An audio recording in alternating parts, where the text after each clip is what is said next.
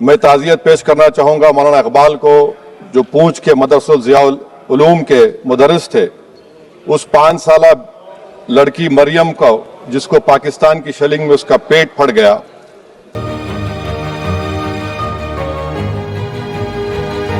माननीय सदस्य श्री असादुद्दीन ओवैसी जी। चेयरमैन साहिबा, मैं शुरुआत में अपनी तरफ से ताज़ियत पेश करना चाहूँगा उन 26 लोगों को जिनका नाम पूछकर और मुसलमान नहीं होने के नाते पर उनको गोली मारकर कत्ल कर दिया गया। मैं ताज़ियत पेश करना चाहूँगा मैडम जैन अली और उर्वा फातिमा, इन दो जुड़वा भाई बहनों को जिनकी उम्र 14 साल थी। लांस नायक दिनेश कुमार को, बीएसएफ के सब इंस्पेक्टर मोहम्मद इम्तियाज को। मैं शुक्रिया अदा करना चाहूँगा कश्मीर की आवाम का कि उन्होंने पहलगाम के वाक़े के बाद मस्जिदों से ऐलान किया मजम्मत का, बगैर किसी के बोलने पर रोड पर निकलकर उन्होंने पाकिस्तान से आए हुए दहशतगर्दों की मजम्मत की। मैं मुबारकबाद देता हूं हमारी मुसल्लह अफवाज को कि उन्होंने एक अजीम कुर्बानी पेश की और बहादुरी के साथ ऑपरेशन सिंदूर में भारत को कामयाबी दिलाई।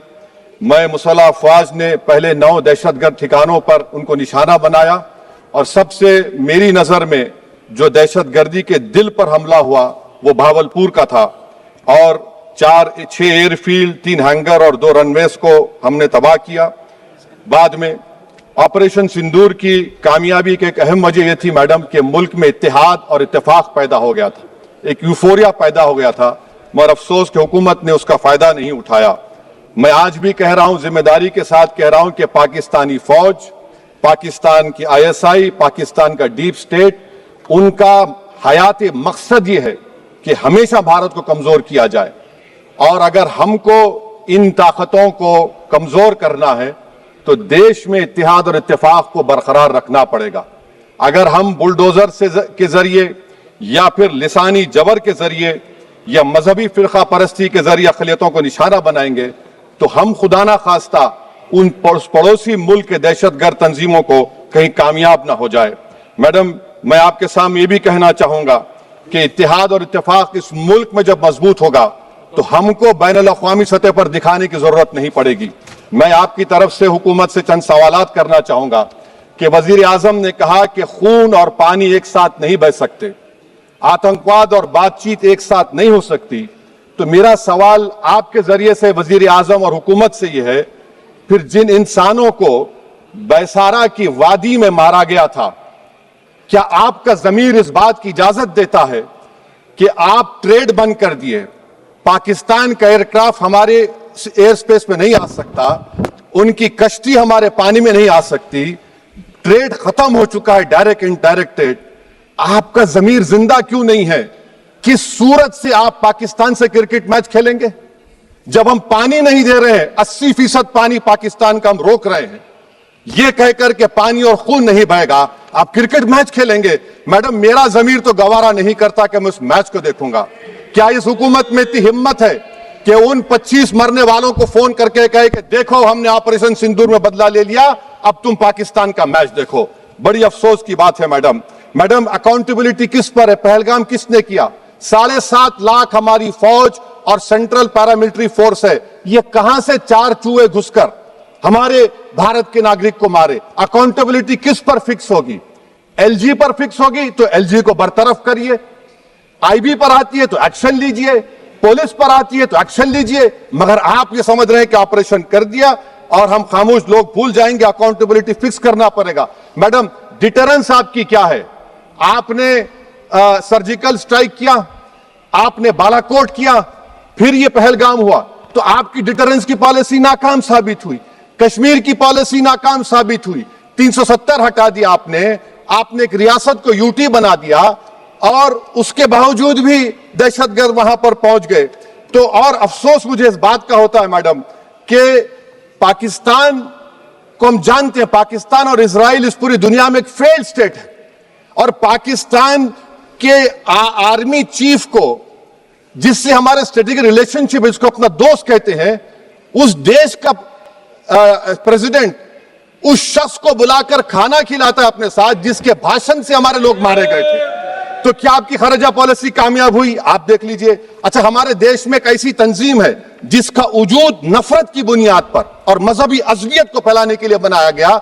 उनको तकलीफ है सेकुलरिज्म से, सोशलिज्म से, मगर हमारे संविधान के प्रियम्बल में लफ्ज सॉवरेन है। सॉवरेन का मतलब यह है कि हम खुद मुख्तार हैं, हम हाकिम आला हैं, हम अपने मुल्क के मुकद्दर का फैसला करेंगे। एक गोरा व्हाइट हाउस में बैठकर भारत की सीज फायर का ऐलान करेगा? यह आपका नेशनलिज्म है। अफसोस होता है मुझे सर। मैडम मैं आपसे पूछना चाह रहा हूं कि अगर एक चचा सैम ऐलान कर रहे हैं तो हमारी फौज पर क्या असर पड़ा होगा? हमारे उन पायलटों पर क्या असर पड़ेगा जो नहीं मालूम कितनी ऊपर आसमानों पर भारत की हिफाजत कर रहे हैं? वो नेवी का सिपाही जो समंदर में खड़ा हुआ है, उसको यह नहीं मालूम हो रहा है कि मेरा प्रधानमंत्री ऐलान नहीं किया, एक गोरे ने ऐलान किया। बड़ा ये आपके कैसा होगा ये? मैडम, मेरा सवाल हुकूमत से यह भी है कि हम कोई एडवर्सेरियल कंट्री नहीं है अमेरिका के लिए, हम दोस्त हैं, स्ट्रेटेजिक रिलेशनशिप है। क्या क्या एग्रीमेंट हमने साइन नहीं किया, तो क्या ये दोस्ती निभा रहे हैं? मैडम, मैं हिस्टोरिकल एग्जांपल दे रहा हूं। क्रुश्चेव और टीटो, क्रुश्चेव ने दबाव डाला, टीटो ने कहा मैं नहीं मानता, मैं नैम ज्वाइन करूंगा। मैडम, फ्रांस और यूएसए, डिगोल को जब यूएसए ने दबाव डाला तो डिगोल ने कहा कि तुम दोस्त हो मगर हमारी खारिजा पॉलिसी आजाद ना है। मैडम, वहीं पर आप देखिए गुजराल साहब, जिसको कहते सबसे कमजोर थे, वजीर आजम थे, उन्होंने बहादुरी का मजारा है कि रिफूलिंग करने नहीं दिया। वियतनाम 20 साल यूएसए लड़ा मगर झुका नहीं, और हम उनको बोल भी नहीं पा रहे। हम तो कोई दुश्मन मुल्क तो नहीं है अमेरिका के, ये आपको समझने की जरूरत है। और मैडम, यहां पर वजीर खारजा ने कहा वो चीन गए, डिप्टी चीफ ऑफ स्टाफ ने कहा कि चीन के इक्विपमेंट एक लाइव लैब था हमारे उनके लिए। क्या आपने कहा चीन को कि तुमने क्यों दिया पाकिस्तान को हथियार? आप नहीं कहे। और मैडम, आप जानते हैं कि रक्षा मंत्री ने कहा कि स्विफ्ट एंड प्रोपोर्शनेट, तो फिर जो इंडोनेशिया मिलिट्री अटैचे ने कहा कि हमको कहा गया मत मारो, हम सेल्फ डिफेंस में भी नहीं मार सकते थे पाकिस्तान को। और अगर आप ट्रंप के बयान को गलत कह रहे हैं कि 5 एयरक्राफ्ट नहीं गिरे, मैं यकीन करता हूं आपकी बात का। आप हमारे पायलट्स को कमेंट करिए ना, हमारे पायलट्स को कमेंट करिए कि हम अपने पायलट्स की तारीफ करते हैं, आप वो भी नहीं करना चाहते। मैं हुकूमत से जानना चाहता हूं मैडम कि क्या फ्रांस ने हमको सोर्स कोड नहीं दिया जिसकी वजह से हमारे एयरक्राफ्ट को क्या नुकसान हुआ? अब मुस्तकबिल में आप हथियार खरीदेंगे तो क्या आप सोर्स कोड हासिल करेंगे? और मैडम, मैं आपको बताना चाह रहा हूं, मेरे सवाल का जवाब हुकूमत दे। हमारे पास सैंक्शन जो स्क्वाड्रन है 42 है, 60 साल के बाद सिर्फ 29 काम कर रहे हैं। पाकिस्तान के पास 25 हैं, चीन के पास 50 से ज्यादा हैं। 11 साल से आप सरकार में हैं, सबमरीन नहीं है, थर्ड एयरक्राफ्ट कैरियर कहां पर है आप बताइए।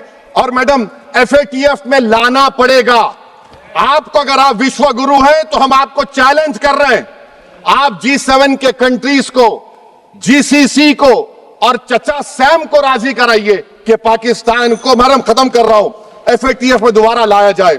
मैडम, ऑल पार्टी मीटिंग हुई, देखिए कितना कॉन्ट्रडिक्शन है केंद्र सरकार में और स्टेट सरकार में। ऑल पार्टी मीटिंग में मैं था, केंद्र सरकार ने कहा कि नहीं, बैसारन मिडोस पर तो कोई जा ही नहीं सकता, जून से पहले इजाजत लेना पड़ेगा।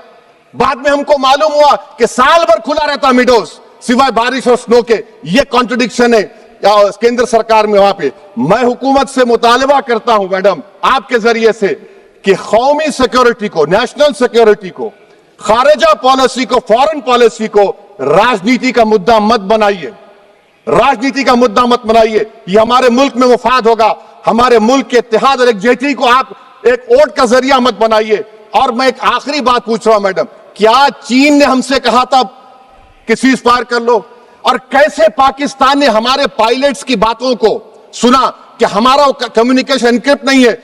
मैडम, आखिर में मैं अपने शेर से इस अपनी बात को खत्म करूंगा कि अपने ही हाथों से सर अपना कटाना है हमें, मादर हिंद पे भेंट चढ़ाना है हमें। किस तरह मरते हैं एहरारे वतन भारत पर, यह तमाशा है जो दुनिया को दिखाना है हमें।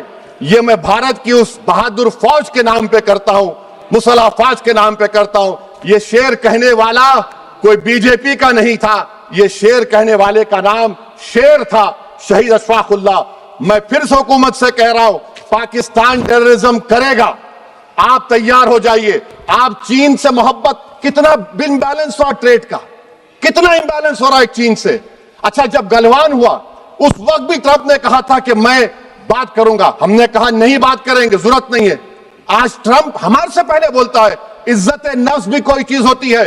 इख्तिदार में कोई यहां रहेगा, कोई वहां रहेगा, मगर इख्तिदार में इकबाल होना चाहिए। बदबख्ती की बात यह है कि आपने इकबाल को खो दिया। बहुत बहुत शुक्रिया। हमारे चैनल लाइक, शेयर, सब्सक्राइब देखना मत भूलिएगा। जय भीम, जय भारत, जय संविधान। नमो बुद्धाय। धन्यवाद। चैनल आर्थिक समस्या से गुजर रहा है। अगर आप बहुजन समाज में बाबा साहेब अम्बेडकर और तथागत बुद्ध की विचारधारा को अधिक से अधिक लोगों तक पहुंचाना चाहते हैं तो हमें आर्थिक सहयोग प्रदान करें, ताकि हम अपने चैनल के माध्यम से देश विदेश में समता, बंधुता, एकता और संवैधानिक अधिकारों को ज्यादा से ज्यादा लोगों तक पहुंचा सकें। आप अपनी सहायता राशि नीचे लिखे खाते में जमा करा सकते हैं। खाता धारक गौतम रत्ना, खाता संख्या 3169576865 IFSC कोड SBIN 0060336, बैंक भारतीय स्टेट बैंक। आप हमारे बैंक खाते का विवरण स्क्रीन पर भी देख सकते हैं। जय भीम, जय भीम। मैं गौतम रत्ना, गौतम फिल्म्स प्रोडक्शन में आपका स्वागत करता हूं। आप हमारे प्रोडक्शन हाउस के अंदर अपना कैरियर बना सकते हैं as a film director, as a producer and actor and actress and editor and cinematographer also. अगर आपको फिल्म से रिलेटेड कुछ भी प्रोजेक्ट आपको बनवाना है तो हमारे पास में पूरा सेटअप है, जिसमें फिल्म कैमरा है, शूटिंग लाइट्स है और एडिटिंग है। सारा A to Z एक ही जगह पर आपको हमारे यहाँ पर मिल जाएगा। तो दोस्तों, आप हमें कांटेक्ट कर सकते हैं हमारे नंबर्स पर 9810085714।